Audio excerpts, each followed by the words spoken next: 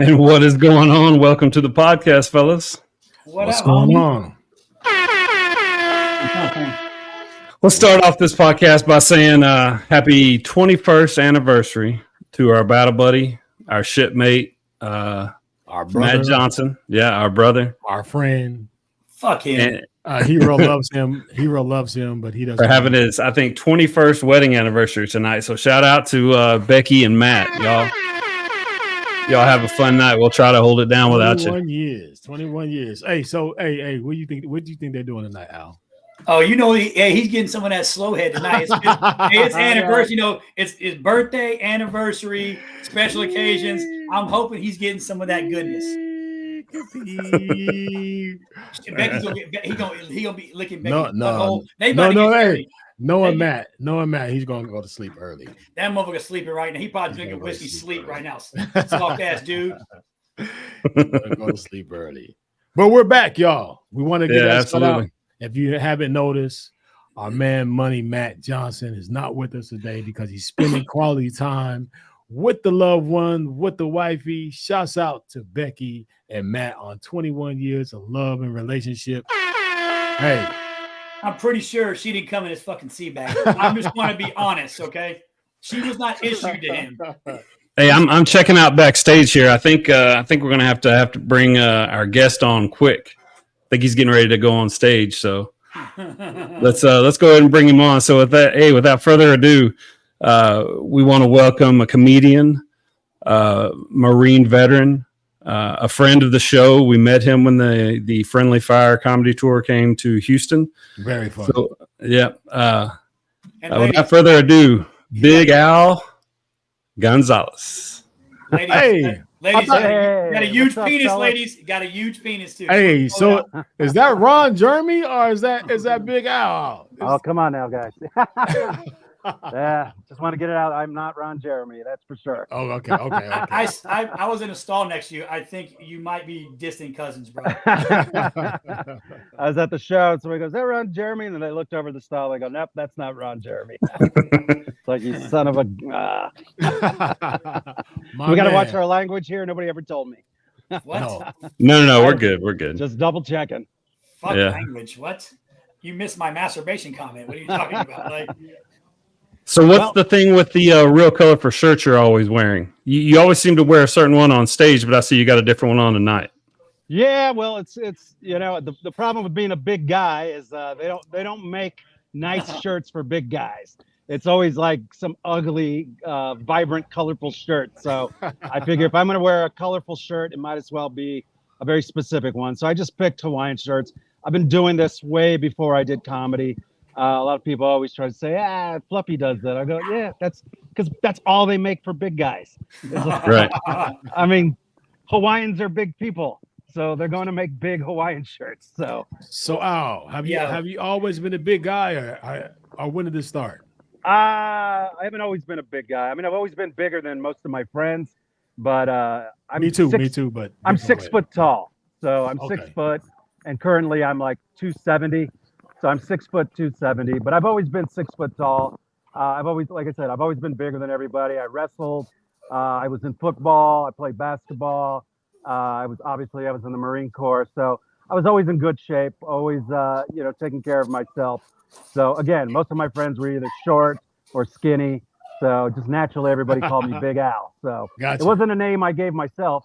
They gave it to me. So all right. So. Mm-hmm. You I heard you say you wrestled. What weight class were you in? At wrestling, I was at 160. That's the real weight. I was at 103. If that gives you any inkling about the. I always notice a lot of my Marine buddies. They'll say, they'll be. I'm a big guy. I'm like 350, 360. I'm about 6'1". So I remember meeting you out. You're Big Al, but I'm big ass Ty. So you're bigger than I am. That is yes, true. Sir. So like when you served. Like how big were you when you first came in? Because all my Marine friends say, I'm 250 now, but when I went in, I was 130 pounds in the Marine Corps. Well, I'm the opposite. When I went in, I was 200 pounds. I was 200 pounds, and I went to boot camp. And when I got out of boot camp, I was 140. Oh wow! I lost 60 pounds in boot camp. Holy cow! Oh yeah, That's crazy, you were right? sarcastic in boot camp. I lost 20 pounds a month in the Marine Yeah. Corps. That's because Wow. that's probably because you had to have the last word. You said some funny shit in boot camp. They're like, okay, we know what to do with your ass. Yeah, smart or strong. You want to be smart or There strong. you go. Yeah. Yeah, but I wasn't, Absolutely. you know, as big as 200 pounds sounds. I mean, it's really not that big. Right. You know what I mean? No. And so going in at 200 pounds, coming out at 140, it didn't look right. Like, I remember my mom saw me. You got at AIDS? graduation. Are you dying? Like, She saw me. She was just like, she started crying because it looked weird. And I never want to be under 200 pounds again. Yeah. It is Right. not a good look for this big frame. It is not a good look. I look like I'm from San Francisco. So like, I look like I was part of that thing going on back around that time. So. Wow. did you join right out of high school?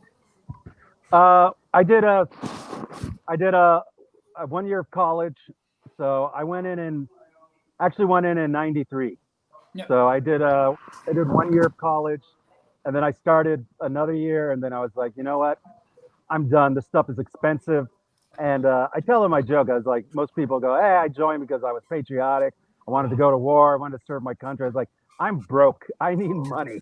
And I want to go to college. So I heard they had a college fund, you know, for military folks. And I was like, well, I'm gonna do some years in the Marine Corps and get my college money. So I did it for education. Shit, I did it because I wrestled in high school and I liked the way it felt when I hugged up on dudes. I'm like, fuck yeah, the Navy's for me, bro. I could do this without having to wear this singlet. Sign me. Where do I sign? So that was my initial reasoning for going in, was I needed the college money. My parents didn't have the cash for it. And then secondly, my father was a Marine. So, you know, every son wants to have their father's respect. So they always try to follow in their footsteps in one matter or another. So one of the other reasons I signed up for the Marine Corps was because this is what my father did. So I followed in his footsteps, became a Marine. He said I couldn't do it. He said I wasn't built for it. And I wanted to prove him wrong. Proved him wrong. Right. And it was always we all have motivation when we're out there doing shit. And the motivation was always my dad going, you'll never make it. You'll never graduate. And I ended up doing it. And the son of a bitch never showed up to my graduation. Oh. Hey, we're in the same club. He didn't want to eat his own words. Yeah, right? He didn't want to eat it. Son of a bitch. I faked like I was sick in boot camp, Al, because I was like, nobody came to see me graduate. I was like, I'm not fucking standing here for 3 hours with these motherfuckers. I was like, you know what? Hey, I feel like I'm going to pass out. They literally stuck me in a back room, gave me some Kool-Aid, and I sat there the whole time. And when boot camp graduation was over, I marched out like I had done some shit. Like, No, sure as fuck did. It was crazy because, I grew up with a Vietnam era Marine, you know. He was Vietnam, Marine Corps. He was from Texas. He grew up on a ranch. You know, he was the most stereotypical, you know, macho, you know, 70s guy as possible. You know, he grew up in the 70s and 80s. He was as macho as you can get. You know, he had the full Latino machismo, the Texas machismo, the fucking Marine Corps, you know. So when he walked in an office, he could get 5 people pregnant just by that look, right? Just that look, yeah. I love it. Was your pops one of the Hispanics, where the belt buckles and the boots and shit? No, actually, it wasn't. He was a proud Texan, but he wasn't about all that. He didn't live. That wasn't his life. He was more of a. He was hip. He was very hip. Yeah. Ladies man. He was a ladies man. That guy. I got to tell you, man. I wish I had my father's looks. Like I'm not an ugly man, but my father, dude, that guy was like the Latino. I say that. Rico. I was gonna say the Latino Charlie Sheen, but technically Charlie Sheen is Latino. Right, exactly. Yeah. His last name is Estevez. Estevez, correct. Yeah. Okay. Right. So I think you're good looking, Al. I'd hit it. We're not. Yeah, I mean, I fell in love with you the first time I met you, Big Al. I'd smash. I mean, fuck. On deployment, 6 months in, bro. Oh man, listen to this guy. I did realize though something that night, Big Al. A lot of your comedy seems to come from things that you've experienced. So I grew up. My father was a Marine. He was a Vietnam era Marine. So it seems like a lot of the same BA Marine stuff. You had a lot of those same staples. So kind of where did your comedy really come from? Was it from your dad because he was so hip, or where did it start? You know, so that's the thing. So like, we needed to have a sense of humor around my father. He was you know, as we know about Vietnam veterans, they didn't have it easy. They had a hard time when they came back. It was rough for them. Right. And so, you know, my dad was, he had a lot of Vietnam angst. And so it was important for him to always be happy and laughing. So it was kind of our duty to make sure our dad was not angry. So we always try to make him laugh. And one of the difference between him and my grandfather was a World War II veteran. And when he came back, he got all the accolades. You know what I mean? And so my grandfather was the opposite, where he was like, you know, he stared at death almost every single day. Mm-hmm. And so the way he took life after that was everything was just let it roll off your shoulder. Life is too short. So my grandfather was actually the joker in the family. He was the one that was always making jokes. He was always the one that was being lighthearted. And it was everybody else in the family that was stiff and that was always so serious. And it was always my grandmother was like, cállese, Rove, you know, 'cause he was always joking. And my grandmother hated it because he was like a Bible thumper. And then my dad would, you know, I would see my dad laugh when my grandfather made a joke. And we all wanted that. So we were always trying to make my dad laugh. And we always wanted to be just like my grandfather. And that's kind of how it happened. And I became a fan of comedy early on because my parents were fans. And I carried that throughout my life. When I was in the Marine Corps, I got to tell you, man, everything was funny. Yeah. I mean, everything was funny. Yeah. I mean, I remember my dad was like, when I was younger, he goes, "You think everything's funny?" I'm like, "Yeah, everything is funny.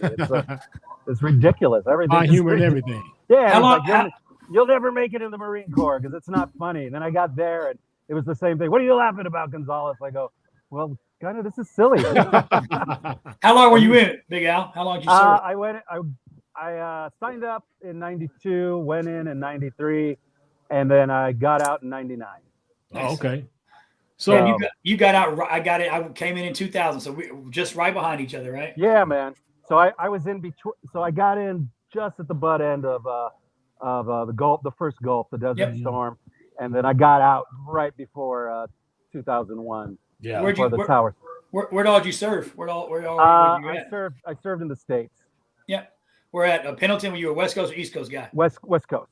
Mm-hmm. So I went to boot camp in Camp Pendleton. Yep. And then I was stationed in San Jose, California. I was logistics. So if you don't know what that is, I was 04. We were red patchers.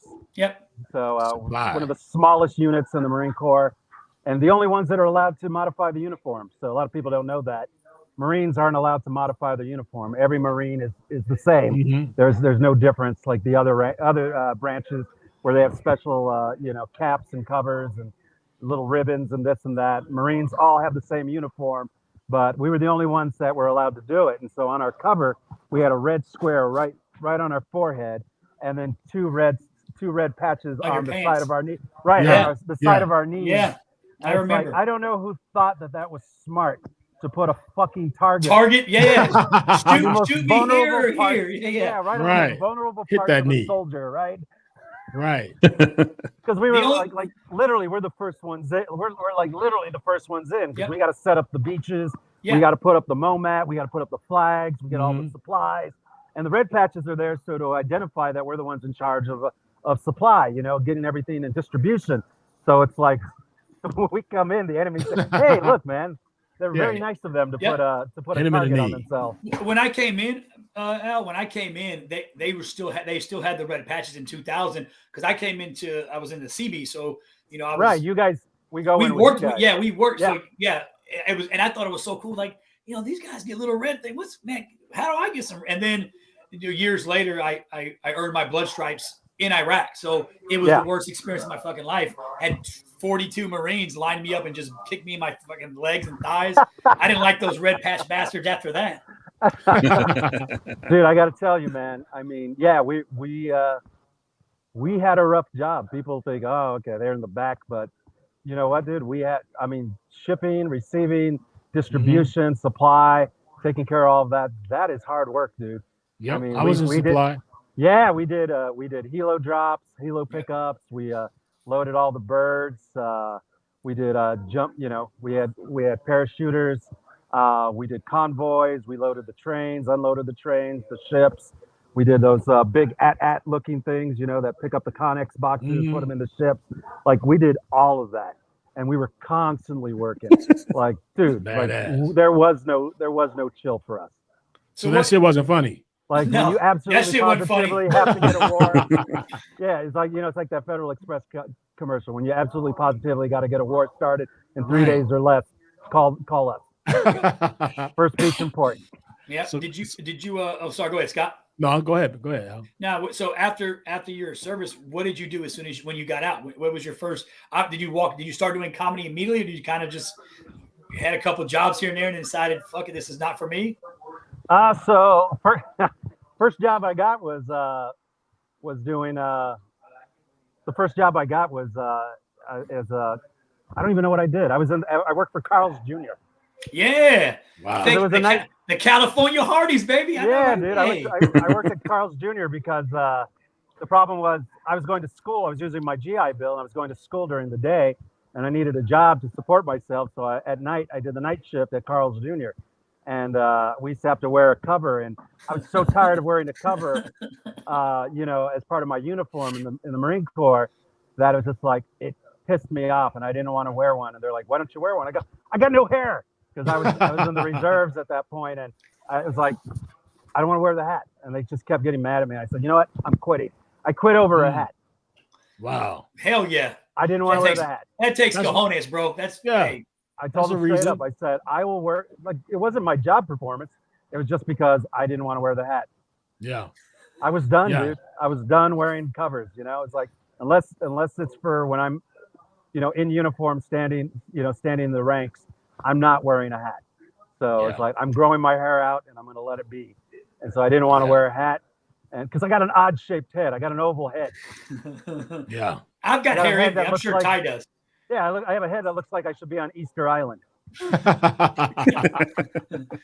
I've got hair envy of you. I was like, that's fucking bullshit. So tell me this, Al. So when did you know that you were funny? Was it one of those things where like you stood in front of your family and performed and did things, or did you just say, you know what, I'm just going to go for it, hit the stage and try it out? How did it come about to where you went from being in the Marines to where you're standing on the stage making people laugh like you do? So I'm gonna be honest with you. I am not funny. No, you're funny, man. No, I mean, you are like, funny. Fucking liar. Like, what I'm saying is, like, I didn't grow up being funny. Oh, got you. Okay. Yeah, it wasn't something that was part of me. I was very serious. Again, I grew up in a very serious, household. Yeah. Like I said, my dad was always we had to walk on eggshells. So like we had a very serious life. But what I learned how to do was I learned how to make quick-witted jokes, just like quick, like smart-ass, quick-witted shit. Right. That was kind of my thing. So I was a reader.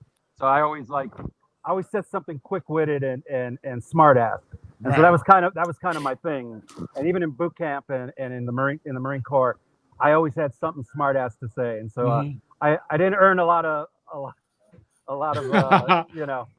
I pissed off a lot of people, is what I'm trying to say. Yeah. You lost a lot of weight when you was in boot camp. We knew what happened when you got there. I did Just a lot that of last pushing. word. Yeah. I did a lot of pushing of dirt.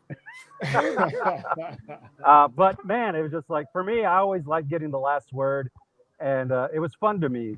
And I liked writing, and I liked doing theatrical stuff. So I was always doing plays and stuff. It was fun for me. It was fun being a character, and that's how I always felt in the Marine Corps. Was I'm just playing a role. Right. And some people are like, well, that doesn't make any sense. And I'm like, well, it made sense to me. Right. Because it's like I had just watched Full Metal Jacket. Yeah. And it was like that was so Private hardcore, Snowflake. right? Right. And it's just like, and I remember my dad going, they're going to be in your face. They're going to punch you. They're going to hit you. And I watched Full Metal Jacket. I was like, oh, God, that's going to be rough. Then I got there and I was like, they were nothing like that. Not to say that it was easy street, but it was nothing like when my dad was in Vietnam. Like they were a little bit more, they didn't lay hands on you, Yeah. Right. Allegedly. There was no blanket parties, allegedly. Yeah. So, none of that technically happened, but mostly it was just them yelling at you and stuff. And I saw it. I was like, oh, they're just acting, man. And so I never took it personal. And it was like, like I remember one of the sergeants goes, I see right through you. And I was like, what? And he goes, you you just take, he saw that I wasn't taking it serious. And it was just like, well, no, man. I said, everything you guys are saying, it doesn't bother me because my dad was in the Marine Corps. And my dad said way worse shit than you guys ever did. Right. And that guy's supposed to love me. I know you guys don't love me, so I don't take it personal. So you know what I mean? So it's I never took it personal. Gotcha. So I would just sit there. I would just sit there and I'd laugh. And I'd always get yelled at. They go, "You think it's funny?" I go, "Yeah, it's fucking hilarious." And then they would make me push dirt, run around, but it didn't matter to me. And at some point, even they couldn't stop laughing. Right, they couldn't break you. Yeah, because they knew they couldn't break me, and it would just be funny to me. Gotcha. When did you? Yeah, I didn't get into comedy until like college. Yeah, that's what I was gonna ask. When did you transition into what you do now? So college time frame? College, I started writing. Started writing plays, one acts and stuff, writing short stories. Then I got into journalism and I started writing. I had my own, what do you call that? Column. I had my own column. And so I would write these little short columns about some of my experience. And so I started with a story about when they send us chicken out in the field. And we were all expecting fried chicken, right? Because we'd been out there for so long. And then when they did the helo drop, it was just crates full of ice cold chicken. And like everybody's like, well, that's not what we were expecting. And so most of the guys didn't want their chicken. And so, it was me and a few other guys, we grew up, the way we did, where we grew up Mexican or black, where like we did barbecues and shit, drop me some chicken. It's going down. How do you drop it? Hey, some of that Yardbird? Let's go. Yeah, all the street guys were like, I don't want this. And we're like, we'll take it. So all the guys who grew up, in ranches or barbecue towns and stuff, we were like, yeah, we'll take them. And so we took all the chickens and then we just dug a pit and then put them in the pit. And then, everybody's like, hey, what's that smell? It's like, oh, it's the chickens. And everybody wanted their chickens. Yeah. And so then we turned around and we just did trade outs, for cigarettes or drinks or whatnot. Like prison. Yeah. So it's like prison, right? Chicken. You know how you do it. Everybody trades out, So we started trading out for our chickens. And we ended up walking away as kings. So I wrote an article about it and I paraphrased it. And at the end I put, sometimes when life gives you lemons, you make lemonade. Or in our case, when life hands you raw chicken, you cook it up and trade it out. It's like jalapeno cheese spread in the MREs. Right. You got exactly. the jalapeno cheese spread, bro. You were the fucking man. They say, hey, check this out. This is how this is about to happen right here, bro. This is how this is about to happen. I'm going to give you 2 wings and a drumstick, and I need them 2 boots right there. Yeah. Let me get 2 of them. Let me get 2 of them boots, shine boots, and let me get one of them backpacks. You know what I'm saying? Yep. That's how you move them chickens, man. Bro, exactly. Chicken moving. Yeah, and for a good thigh, bro. Let me get a couple bites. Yeah, them chicken breasts. Them chicken breasts is very costly. That's gonna cost you. Give me a thigh. I might give you a dry tuggy, Scott. For a thigh, bro. I need some Vicodin. I need some Robitussin. Yeah.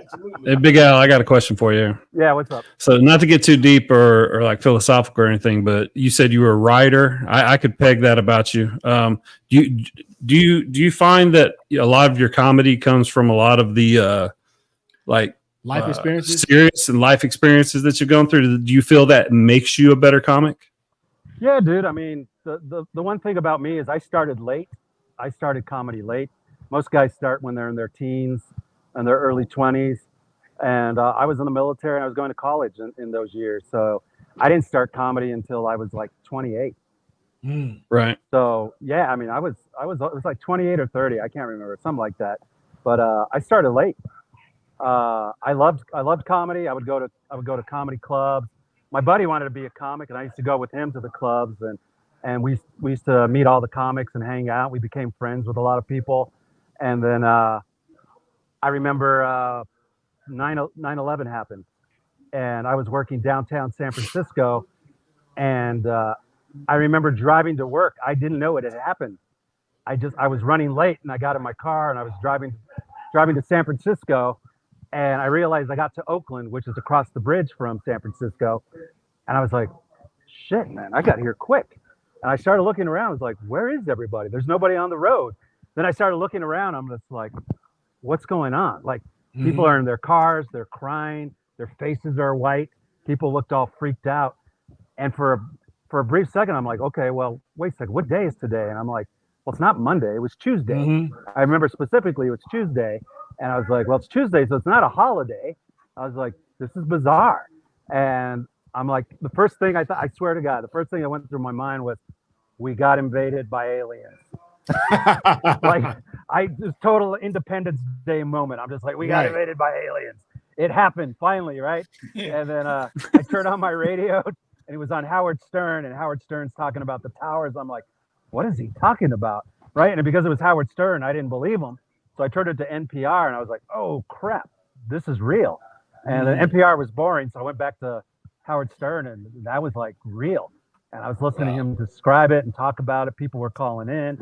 Then I finally got to the bridge, and I saw the soldiers on the bridge, and, you know, the Humvees were there, and they had their M16s out. And I'm just like, wow, this is serious. Yeah, it's a real deal. I just remember the eeriness of the sky being empty. There was no noise. It was quiet. There was no cloud. I mean, it's just like the most perfect day, but it just had an eerie feeling. And I got across the bridge in no time, parked right downtown in front of the building I was working at. I was selling copiers and printers downtown for .coms. And I remember seeing the towers fall once I got into the office. And that changed my life. I was like, life's too short, man. I was like, I can work in an office. I can be a restaurant manager. I can do any of these little, 9-to-5 jobs anytime in my life. I said, but I can never achieve the dream I wanted. And I always wanted to be on stage. Yeah. And I was like, you know what? I'm going to do something different. I need something to uplift my life. So I said, I'm going to look into comedy. And I did. I started looking into it. And as I was searching on the internet, I found a friend of mine from grade school. He was doing comedy. And so I emailed this guy and I go, hey, is this Philip Watson from Our Lady of the Rosary back in the old days? Yeah. And he goes, yeah. And he goes, is this Big Al? And I'm like, yeah. And I was like, are you doing comedy? He goes, yeah, come and check out one of my shows. And I did. And I was like, this guy was the class cut up when I was growing up. Mm-hmm. And he became a comic. Yeah. And I was like, if this guy can do it, you can do it. Absolutely. So I started going. I started hitting the open mics. And it didn't work for me. So I got into improv, and I started taking improv classes. Then I took a stand-up class. And I was like, you know what? I'm going to stick with improv. So I started doing improv for a while. And I was really good at it. I joined an improv troupe. We won Best of the Bay in 2002. And I kept doing it. And then right around 2005, I was like, you know what? I'm going to try comedy again. And I did. And I loved it. And I haven't turned back since. Yeah. I can tell you like it, man. I can tell you love it. Oh, I love it, man. And it's crazy how things happen to make you realize what your passion is in life. I'm glad that you found that, because like you say, life is really short. Things happen so fast. One day you're here, one day you're not. And to live life and not do the things that you want to do is a total loss. So shouts out to you, man, for, finding what you wanted to do and doing, man. And you say that you're not funny, but you really are. But I have a question for you before. I don't mean I'm not funny. I know I'm funny. You're funny. It wasn't natural. Right. I had to learn. Gotcha. And there's two types of funny people. There's the funny people that are just naturally always on. And then there's guys like me who have to turn it on, right. Who have to put a lot of work in, who have to write, have to work it out. So that's me. Yeah, there's the funny like Al. That's like, it's a different kind of bro, funny. But it's like, I like men type funny. Yeah. My wife is like, I wish you would fucking stop. Like if you live with me, my wife's like, when I first met you, I thought that was like one of your attributes because you small penis, not very good looking, but you're a funny guy. You got a good personality, right, bro? Now she's like, I wish you fucking stop. Like, yeah, that's funny. You married me twice, so there must be something you like, right? Yep. So that's true. So Al, you at a show now? You're about to perform today, aren't you? No, I already went up. So okay. I have somebody else running it for me. Normally I host it. Yeah. It's a little side gig I do. As you know, in any business, you got to keep a steady revenue stream. And this is I run the show at Tank's Pizza down in San Antonio. Okay. And they pay me a little bit of money to come out and host it. So I host the overall night, but I get other people to get up there and work the mic while I'm doing other stuff. There you So go. it's kind of a workout room so I can try out my new jokes and stuff. Okay. So, you got to constantly work on your craft. Just like anything in life, you got to constantly work at it. Just like you guys weren't always good podcasters. You know, you had to I start. fucking still ain't. It's still no good. I'm still not. You know. It's hella windy in here, man. I got long. I'm not used to. I'm still getting used to long hair, man. It's all good. So tell me this. Who are your top 5 comics of all time? Of all time? Yeah. Yeah, that's a lot easier than who's my favorite comic now. All time, I got to tell you, I love Dave Chappelle. He's probably my favorite out of all of them. Just because I've seen him more than anybody else. Mm-hmm. I've seen him probably a few dozen times. And also, I have a great story about Dave Chappelle. So I used to work at the Comedy Club in San Francisco. And when he came back from South Africa, he came back to the comedy club I worked at, Punchline Comedy Club. Mm-hmm. He talks about it in one of his specials when he talks about the transsexual friend he had. Yeah. Yeah. So that was you? No, that was you. No. Her name was Daphne, and unfortunately, she committed suicide. She committed suicide, but he met her in San Francisco at the Punchline, and that was the club I worked at.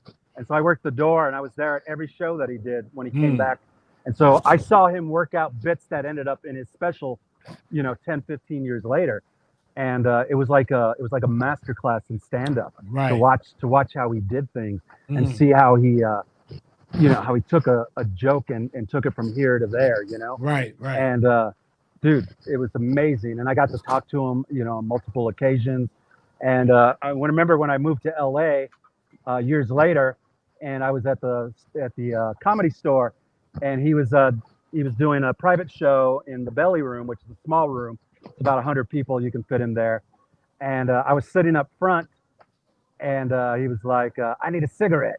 And I looked to my left, and there was a pack of cigarettes on the table, which were obviously the guys next to me. So I literally grabbed their cigarettes, and I offered Chappelle some other dude's cigarette.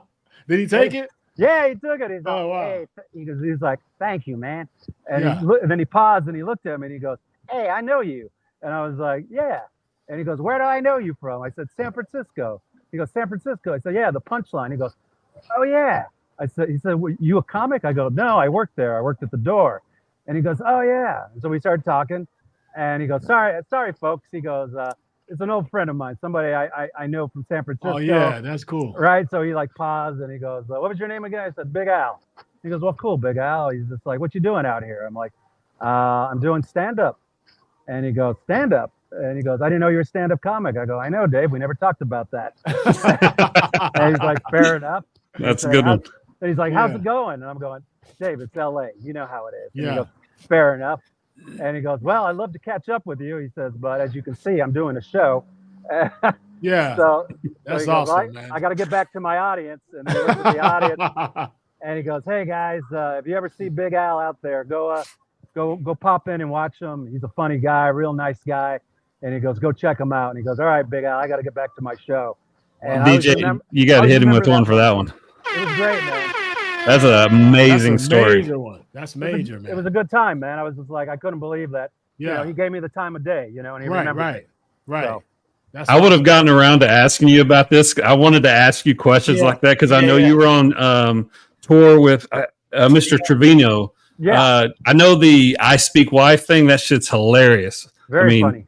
So I was going to ask you about who you've been around and things like that, but good Lord, Dave Chappelle, Jesus. That's yeah, he's my favorite. But I worked with and met Robin Williams many times before he passed away. Right. He lived in the Bay Area, so he would pop into the comedy clubs a lot. And so working at the comedy clubs, he would often pop in, to check out some of the comics he's heard about, and I would sit him on the side, I'd get him his coffee, and he'd just chill out and watch. And I remember one time he popped in to watch Andy Dick, and Andy Dick is a mess. If you know anything about Andy Dick. Yeah, you have to have it with a name like that. You have to be a mess. He's a complete mess. So anyways, his set's going horrible. There's maybe 100 people in the audience. And I walk Robin Williams in, and he's sitting on the side, and Andy Dick he's doing this Christina Aguilera character. I forgot it was Daphne. I think that was the name of the character. And at some point he pulled his balls out, and he's walking around in this short dress with his balls hanging out. and the crowd just is not having it. And the only person laughing is Robin Williams. And Robin Williams has such a distinct laugh. Right. You've watched him since Mork and Mindy, so you know his laugh. Right. So the minute he laughs, the whole crowd, you can hear a collective gasp. Everybody's like, and everybody turns to where the laughter's coming from, and they all realize Robin Williams is in the audience. Wow. So now, as Robin's laughing, the whole crowd everybody's laughing. Right. So Andy's so oblivious, he has no clue what's going on. He thinks they're laughing at him, so he perks up. He starts prancing around the stage, and he finishes off his set. Then he gets off stage, goes upstairs. Robin walks upstairs, and he talks to him, and then he comes down and he leaves. And then I walk up after walking Robin out, and then I go upstairs to talk to Andy, and Andy's crying. He's losing it, and he's so embarrassed that Robin Williams saw him literally eat it. Oh, really? And he's like, he calls me over to console him. He's like, Big Al, come over here, go hold me. And I'm just like, Jesus Christ.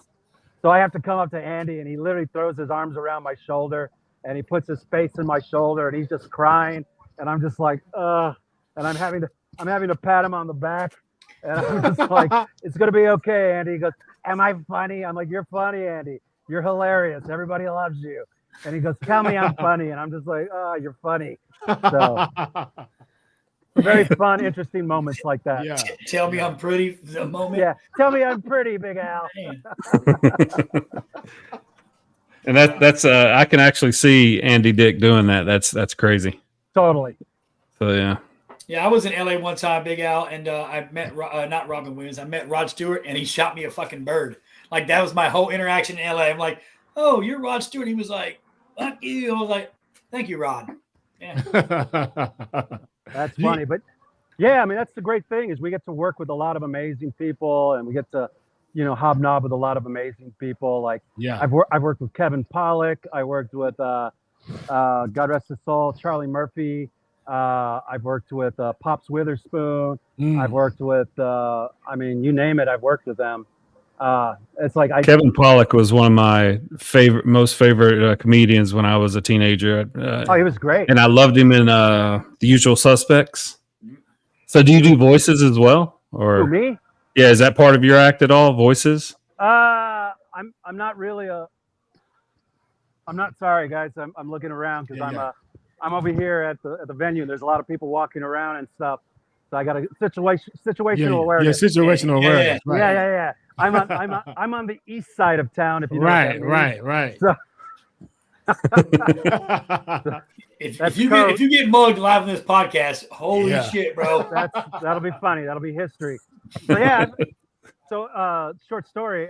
Kevin Pollak is actually from San Jose, California, and I worked with him in San Jose, and because that's where I grew up in the Bay Area, and he started his career there, and his brother was a coach at San Jose State. So when we worked together, we did a private gig at the club for this big company, and it was just me and him. It was a 2-man show, and I opened up for him. And then afterwards, I got to meet his brother, who was a coach at San Jose State, and they had one of the winningest teams that year. So it was pretty interesting, to meet him and his family. Yeah. But again, I've worked with so many great people throughout the years. Pauly Shore, good Lord. Again, Steve Trevino, I was on the road with him for many years. And again, working with him, that was like a master class as well. I mean, that guy's worked with everybody himself, and he's been a headliner since like the early 2000s. And he was on the road with Carlos Mencia for a long time, him and Freddie Soto and what's his name? Why am I drawing a blank on him? Does all the sound effects. Pablo Francisco. Yeah. So yeah, I learned a lot from Steve. I got to open for him on his last 2 specials, and I'm credited on his specials. So if you watch it till the end, you'll see my name in the credits. And on his first of those 2 was the COVID special, and that's on Amazon. Yep. And I'm in the beginning of it. On the second one, all I did was crowd warm up. I warmed up the crowd. Yeah. It's a very specific thing. You warm them up so they're ready for the recording, so they understand what's going on. And again, it was fun. I got to be part of the process of making a special. I got to see how it works. How we put a set together. And he wanted our input. To see he tested things out on us, asked us questions, what we, so, it was fun to be part of that process. Sort of the writer's room, if you want to say, Yep. Yeah. He wrote everything. He just wanted our feedback on it and, help him to make it the best it could be. And he worked with a guy named Brian Hart, who's a really hilarious guy. He used to write for the Kids in the Hall and Jay Leno and the Mencia show and many other shows. And he's Where do you fall on with Mencia? Where did you fall on that? Did you fall out with him because of the alleged stealing of jokes, or do you believe that he didn't steal jokes? I hate to put you on the spot, but I was a huge Carlos Mencia fan. So twofold, man. I learned a lot of the backstory, so I understand what happened. I understand that it did happen, but there's also circumstances that were at play. Mm-hmm. Could he have done better? Yeah, sure. Sure, he could have done better. He could have handled the situation so much more different. Right. Yeah. Ultimately, it's like, did he do something? Yeah. Were there reasons why he did it? Yes. But it's all, you know what I mean? It's like I tell him my joke, if you miss the basket, it's all about the rebound, right? It's how you rebound. And he didn't rebound very well. Right. And he had an opportunity to save face and come out on top, and he didn't. He didn't do that, right? He didn't do that. And that's where it hurt. My biggest issue was he's not the only comic that stole. There was many comics that were known for it. I mentioned a comic in our conversation. I'm not going to say who. Yeah. But one of the comics I was talking about was notorious for doing that. Yeah. As a matter of fact, that comic was known to pay people out because he did that. Because people would call him out. Yeah. And bottom line was nobody ever called him out in public. You know what I mean? And there was other guys, and nobody called them out. Yeah. And so part of me is like, I feel like he was attacked because of race on some level. And I'm not saying if it was consciously done, maybe it was unconsciously done. Part of it was probably, personal beef between him and Rogan, that went back further than we understand. Right. And, in my head, I think ultimately it wasn't a good look for comedy. It didn't help on some ways, but in other ways, I think it opened up some doors in comedy and made things. Sorry, it's pretty loud out here. No, you're good. Sorry, you're good. Yeah, you're good. But on some levels, it hurt comedy, but on other levels, it helped comedy because it made people it made them accountable. They had to be honest. Right. So we've been. It was kind of around the same time that the Michael Richards thing happened. Yep. And so bottom line was like, it really put stand-up comedy under a microscope. And because of that, comedy is now where it's at, where people they literally write news stories about our comedy sets now. Right. That's crazy, right? Right. It's like literally their whole news story. There'll be a news cycle about a comedy set. And it's so, in my mind, that's like, not only is it ridiculous, but it's like really a news cycle about a comedy joke. Comedy set, it's like, these are comedy jokes. They're jokes. They're just people. It's people giving their comedic opinion. It's satire. It's exaggeration. It's some of it is opinion, but it's like it's not a news story. And now everybody is trying to get that gotcha moment with comedians. Yeah. Well, speaking of new jokes and new comedy jokes and parodies of political stuff and everything, I'd be remiss if we didn't talk about the tour that you just came off of, because I listened to Drew or a combat veteran, Drew Hernandez there, probably since 2017 when I got out, and it was very therapeutic to be able to listen to that kind of comedy. So how did you hook up with him and do the come up with the Friendly Fire comedy tour? So that's funny. So yeah. So with Steve, I knew Steve for years, from California, and then we both moved to Texas around the same time. He's from Texas, I wasn't. So I moved to Texas 8 years ago from California, and that's how I started working with Steve. He saw that I was doing a lot of shows out here, so he knew me, and he goes, "Hey man, what are you doing? You live here?" And I'm like, "Yeah." He goes, "Let's start working together." So that happened. And then around 2021, I got divorced, so I had to leave the tour to go handle my life. And then, took took about 2 years for me, about a year and a half to get my stuff together. And here we are in 2023. I started, in between that time, I was doing virtual reality comedy. And I know this is a long story short, but yeah. No, I'm interested because of the open mic comedy thing that I'm talking about with our Al and you, of course. Right. So we started doing, we created an open mic comedy club in virtual reality. Not like this, but like VR. Right. Oh, wow. You know, with the goggles and stuff. Like you're there, right? Yeah, like on the Oculus, right?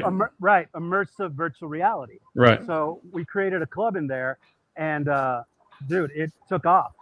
And anyways, we had a lot of fans that would come to our shows, and not surprisingly, there was a lot of veterans that came to our shows. You know, people who were stuck on base, you know, because during COVID, a lot of bases were locked down. Yep. So, you know, we didn't, give me 1 second. Do you guys take breaks or anything?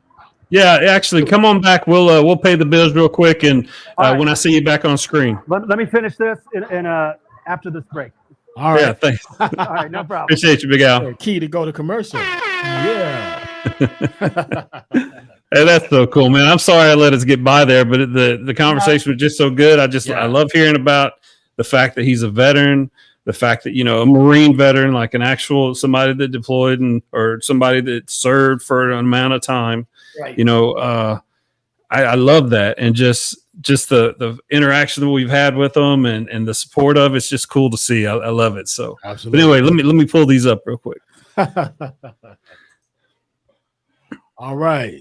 First off, we're going to talk about Royalty Entertainment. Royalty Entertainment is hosted by me, yours truly, DJ Royalty. I am the DJ from DJ Royalty Entertainment. Royalty Entertainment is your finest in DJ entertainment. And whatever it is, any kind of DJ need you have. If you have any kind of DJ need, an event that needs a good DJ, you want to cool out, have a good vibe, just hit me up. The website is www.godjroyalty.com. You can go on there and look at the packages, the price, and everything you need. But I do look forward to seeing you at your next event. So anytime that you need to have a good time or have a good party, go ahead and hit me up. I am DJ Royalty. Absolutely. And Got Your Six Culture, our friends, if you have a branded t-shirt you need to get done for a veteran-owned business or a municipality, just hit them up on their website. It's gotyoursixculture.com or info@gotyoursixculture.com. And again, thanks or congratulations to Matt on his 21st anniversary. Absolutely. If you're looking to buy a home, it's 8:50. What are you doing, Matt? Sorry, buddy. Buy a home, lease a home, rent a home, sell a home. R&B Realty Group will help you in all those endeavors that you have in that. Please contact us at info@rnbrealty.com, number 409-420-6019, and someone will help you with any of your real estate needs. Yours truly, Renee Blake, Susie Ramoser, myself, Scott Royalty Blake. Hey, you have the option to work with any of us wonderful realtors to help you get that taken care of. So make sure you reach out. We're available. All right, coming up on the 11th of September, we have the second annual Got Your Six Culture Golf Scramble out at Willow Fork Country Club. I'll put this out on social media, all my stuff for here in Houston. But if you want to fly in, hey, if you can hear my voice, come on, fly into the second annual 9/11 Golf Scramble. All the money raised for this goes to our guest from last week's, the Project Zero, Kyle Shudick's organization. So all proceeds will go to that. All right. All right, that's the Don't Mean Combat Vet, Don't Mean Crazy. And let's see, what do we got? What else? We got Project Zero stuff coming up. And then this PTSD Awareness Hike for Life is coming up on this Sunday. All right. We don't want to hit that right now. That's a sore subject with me. That's a sore subject? Yeah. I don't understand what Billboard was doing with that. It made me so mad. That's all. It's just Billboard, man. I'm still screaming, fuck Jay-Z. I mean, I love Jay-Z and everything. That's people have their differences there, but I'm just talking about some of the abnormalities where they had people like they had I'm pretty sure it was Black Thought or somebody was in my top 5. They had them at like number 50. I think that's and maybe they're basing it off of like top who's been on Billboard's top their list more times than anybody, right? I don't know. It doesn't make any sense. Yeah, it's just, you even have my boy Ludacris on there. I don't think that's just crazy. Yeah, exactly. Yeah, maybe that's who it was. It was way down the list. But anyway, we're going to see if we can get Big Al back. People riled up. That's all. They just want to get people riled up. They give you a list that's outrageous, so people can get outrageous and talk about it. If it was correct, then everybody be like, "Oh yeah, I agree with that." But they got to make it crazy. Jay-Z, get out of here. But I'm telling you, hey, Big Al, or Al Hero, when you can get with Big Al and do this open mic comedy podcast, that might be something fun. Oh, I'm sure. I'm fucking sure. So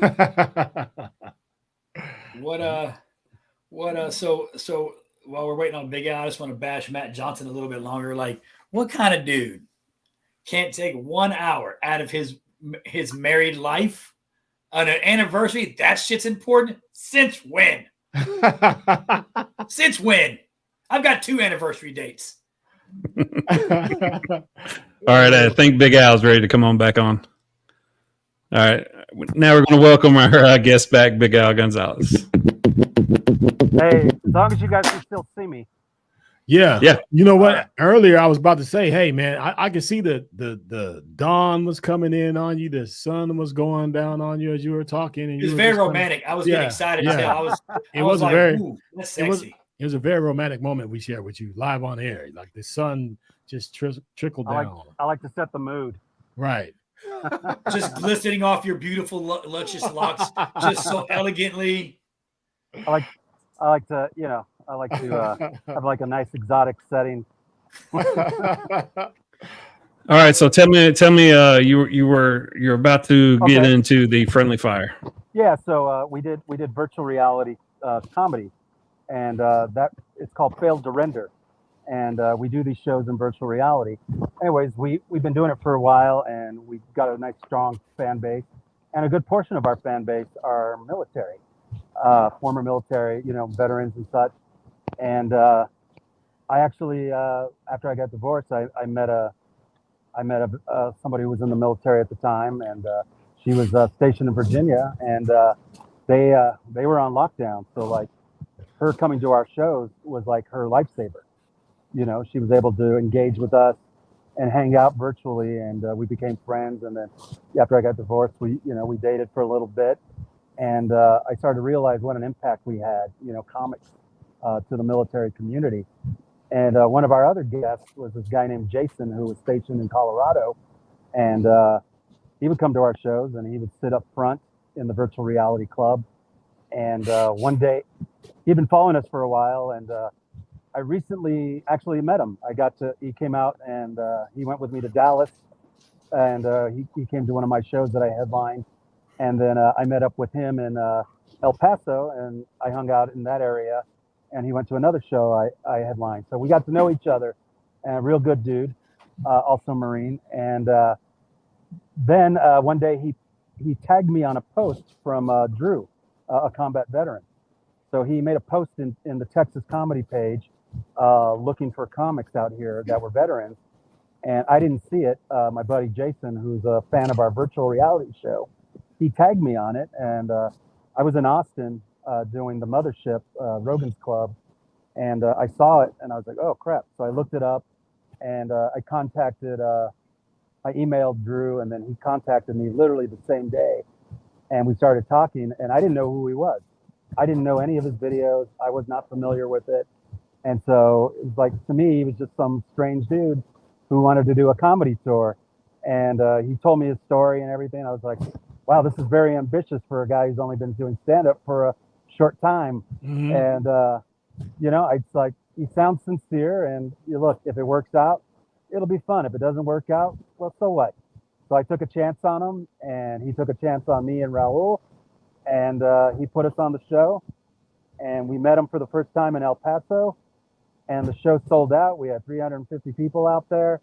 It was me, Raul, him, and this other gentleman. I believe his name was Matt. and he's out of Arizona, and we did that show, and we all hit it off, and the show went well.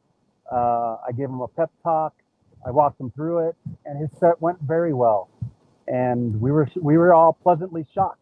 We were like, wow, this guy's actually funny, right? Because you see so many social media influencers who do comedy for the first time, and they're terrible. They're awful. And this guy was actually funny. So we were pleasantly shocked. He lived up to everything he said. He made the show happen. He paid us exactly what he said he was going to pay us. He put us up, and then some. You know, he offered to take care of all our expenses, and we were like, dude, you don't have to do that, man. It's all he's good. a good dude, man. I can tell. He was genuine, and from that point, we were like, this is going to be fun. You know, because a lot of times as entertainers, you know, people make promises to us, and they don't deliver. And Drew delivered, and he was a man of his word. So everything he puts out, you know, on his page, everything he talks about, it's true, man. He's a man of truth. You know, the guy really means and stands for what he says. And you know, I got to know him over this five show journey, and I watched him get better and better as every show went on. And the tour was amazing. I mean, you got a handful of veterans who never worked with each other on stage for the first time, and you know, we're doing you know, he did mostly military jokes, whereas me and Raul did kind of a little bit of, you know, just personal stuff, and then a little bit of, you know, military jokes, you know. Did you get my add-on joke that I sent to you about that? I got it. I am so sorry for doing that the first night I met you, but I was just that joke was hilarious that Raul told. Do you know too, Big Al? It's I very think funny. What you just said kind of it's funny. You say, like, you know, a bunch of veterans that never met each other, but that's kind of a testament, I would say, to the military service as a whole. Like, it's the only place I've ever been in my life where you meet a motherfucker on a Monday at work, and on Saturday you're having a barbecue at the house. They're holding your kids. Sometimes they're sleeping with your wife. Just depends on what kind of situation you're on. But for the most part, I mean, you got it does gel and it does work because you come from a common background, right? Most of us, you know, didn't have a silver spoon in our mouths, right? We came up and we joined the military, and then you've got this true to life brotherhood. Where I mean, it's just like, I mean, me and Ty. I met Ty through Matt Johnson, this podcast, and if he called me tomorrow, I'd strap up and put my Kevlar on and head to his house, and we'd shut the fucking city down if we need to, right? It's just kind of how we do things. It's awesome to hear you say that, you know, in your industry, right? And even when you say he does things, you know, he's a man of his word. That's definitely a veteran thing, bro. He's a man of his word, because throughout my life I've overpromised sexually and very underdelivered. So to hear that there's people out there that are actually delivering, it's pretty impressive. Shouts out to Drew. Again, there's just like the camaraderie between us. Like it just works. And believe me, I've been on tour with people, and it doesn't always work. Yeah. Personalities and such, but the three of us, plus, you know, the people that came to each show, we had a different comedian join us on each leg of the show. So I think that show was you were at Houston, right? Spring Branch? Yeah. Right. Yeah. So that was the only show where we didn't have another comic. Well, speaking of that show, I felt like, I mean, I hate to I'm very analytical, but as I went to the show, I was not expecting the show to be that awesome. I mean, I know Hector pretty well. I know all the stuff that he does with the VFW, but that venue looked amazing. The production was great. The sound, everything was wonderful. And then the way you came out and was hosting was great. But what I didn't expect was, I expected Raul to be like a really good comic, but he was really funny. He was. But I was really impressed by Drew's stage presence. Not that I know what I'm talking about, but you could tell, like as a person that watches comedy, you can tell when somebody's funny, and he had a good stage presence, and that was very impressive too. So kudos to you if you helped with that. So thank you for helping him. Yeah. Yeah, I mean, he would call me from time to time and ask for, you know, some tips or advice. And, you know, I would tell him a couple things, but for the most part, he knew what he was doing. I mean, Yeah. he's been doing these comedy videos for 8 years, you know? Yeah. So he's no stranger to comedy writing, and he's no Oh, no doubt. performance. Yeah, and let's be honest, dude. You know, he was blessed with good genes. You know, the guy's got perfect teeth. Yeah. So you know, he brings the ladies out. You know, I'd hit it. You know, I'm sure your ladies were just as eager to come and meet him as you all were. That's why I left my wife at the house, bro. I was like, bitch, you ain't coming here because we ain't going through this again. The new Jody's still around, huh? We ain't doing this, right? Yeah, I brought mine. I don't have no problem in that area, man. We good. I've seen you naked, bro. I know you don't have no problem. Hey, but it's us light-skinned brothers, bro, like that, okay? I still pee on my balls sometimes. Just throwing it out there. So, Big Al, tell us this, man. For the people who are watching, where can we find you? If somebody wants to look you up or find you or reach out to you and kind of understand a little bit you other than what we're able to bring out, because we just knew from interaction with you, man, you was a cool guy. And when we asked you to come on here, man, without hesitation, you was like, hey, man, I would love to do it. And like you said, you're a man of your word as well, man. And we are honored to have you. We appreciate you coming, man. Like this is I was excited to come, man, just to see you again, man, and get a chance to have you in here. But where could somebody who I appreciate that might not know what you do or haven't seen you live, where could they find you? Like, what do you have coming up? Where could we track you up again? Well, let's start with shows.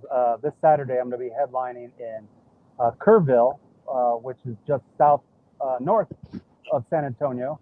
Okay. About an hour outside of San Antonio. And I'm headlining Arcadia Live, which is a really beautiful old theater. And that'll be at 8 o'clock in Kerrville. So that's live. I think, from what I understand, I may be rejoining the Friendly Fire Tour in the fall. Now, it hasn't been official, but it looks like it's promising. So don't quote me on it. Don't spread the rumor. But there's a possibility that it might start up again. And I hope it does, man, because I had a blast and I enjoyed hosting. I headline across the country, and I don't mind hosting for this because it's something I've done a long time, and I know the kind of energy that you need to bring for a show like this. And ultimately, they're there to see Drew. Yeah, and I hope at some point they're there to see me too. Yeah, for sure. Other than that, you can go to the Friendly Fire website for updates to see if it is going to happen. I believe it's friendlyfirecomedy.com. Mm-hmm. And then for me, my website's being reworked right now, but once it's up, it's bigalgonzales.com. It's still being reworked, but for right now, just go to my Instagram, which is the Big Al Gonzales with an S at the end, and then my Facebook is Big Al Gonzales at facebook.com. My man. Well, hey, again, I don't know if I speak for everybody, but I can't thank you enough, man, for coming out, being a guest on our podcast. It was amazing. Your stories are amazing. You're a great dude. I appreciate your service. Thank you for your service and what you've done. Keep being funny, all that good stuff, man. And you definitely speak for all of us. I mean, I know Matt's not here, but he would echo the same sentiment. Now he's being a bitch tonight because he's at his anniversary. He's probably getting Happy anniversary, Matt. Yeah, happy anniversary. I hope you get everything you want. Yeah, I hope you're getting head, bro. That's the only reason you can't be on this show is if you're getting slow head, and I hope you are. You son of a bitch. I'd love to come back in the future, maybe a shorter amount of time, but hey, I'd love to come back on maybe a once a month regular, get an update on things. Yeah, my opinion on some of the hot topics going on. Well, we're up and coming. You know what I'm saying? We're getting this thing started. So spread the word, man. And I hope you enjoyed us. You know what I'm saying? I hope you enjoyed us on here. I'll come in, do 5 minutes of. What's the big deal with Big Al? There you go. That sounds like a segment right there. We'll write that one in right now. What's the big deal with Big Al? I like it. All right, good. I'm glad to be on the Triple Threat Vets, and you guys were great. It was a pleasure getting to see you guys and talk to you all again. You guys were very fun to hang out with over in Spring Branch, and I hope to see you guys live again. For sure. And look, and I can't let you leave. No one comes on the show and can leave without this. Oh, I told him he's got to get on the hot seat. You got in the hot seat real quick. What is your top 5 MCs of all time? Oh man, it doesn't matter. I'm old school, so I don't know a lot of the young cats, but they don't even matter. So they don't. Yeah, give us what you got. Give us what you got. To latest. Start off with Kanye. Mm-hmm. Let's see. I like I like Q-Tip. Okay. Oh, I really nice. like Q-Tip. He was great. Kanye. Really old school, Grandmaster Flash. There you go. Let's see. DMX. I actually got to meet him. He was really cool. Yeah. And let me see. Last but like, not yo, least, Big Al. You know what I mean? What's the deal? They're not an MC, but they had an impact on my life, and they had a big impact on rap in general. But it's 3 MCs, the Beastie Boys. There you go. All right, give me something. Just give me just a little bit before you go. Give me any verse you want. Give me any 4 bars or something. Let's see. What's your go-to? Come on. I'm putting you in the hot seat. And on the gotta cold put you check-in, center stage on the mic. When you put it on wax, new style. Drop. 3 and 2 and 1. Yeah. Oh yeah. Okay. Open, spread your butt cheeks. There you go. There he is, my man, Big Al Gonzales, in the place to be, y'all. All right, fellas. Well, Appreciate I got to get you, going. Thank you so much. Appreciate you. All right, BigAlGonzales.com, not to be confused with ByGalGonzales.com. For sure. My man. Thanks, man. Take care, Later, brother. God bless, right. man. Be safe. Thank you. Have a good one. Thank you very much. All right, we'll wrap it up. I feel bad that Matt wasn't here, man. I think Matt had a good time. I don't. But as always, man, I love you guys. We're doing it again. We're still here. This is the Triple Threat Vet Podcast Show with your man, DJ Royalty. Up in the top, I see my man Al Hero. You got his last words, Al Hero, for the people out there. You don't have you ain't got the concealed carry. My man Ty Cobb, what you got for us? He's out of here. Hootie hoo. And I am DJ Royalty. This is the Triple Threat Vet Podcast. Happy anniversary to my man Matt J. 21 years in this thing. And y'all come back and see us again. I see my sister in the crowd. She said that's her DJ. Shouts out to my sister, Red Crystal Banks Thomas. You know what I mean? And anybody else who's out there, go ahead. What'd you say? Scott, real quick, I'm gonna give one little shout out to the Harris County youth Little League team. They're in the Little League. They're killing the Little League World Series right now. They smashing some people out there. Shout out to Harris County and Harris County, Georgia, brother. For sure. They're doing a thing. All right. And we're out. Until next week, y'all make sure you tune in. Triple Threats Vet Podcast. And we're out of here.